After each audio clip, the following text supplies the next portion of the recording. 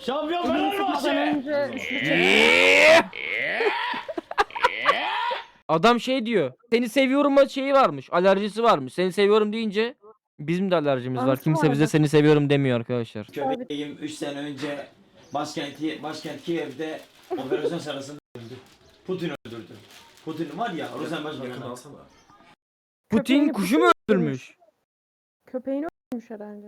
Abi Putin köpeği öldürmüş ya.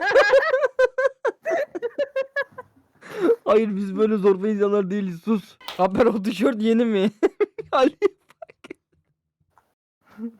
Acun Ilıcalı adam adam giydiğim tişörtleri ezberlemiş artık. Yeni tişört giyince bir dakika. Kamera tişört yeni mi? Abi patladım ya. Yeni. Ama abimden aldım. Çöktüm yani.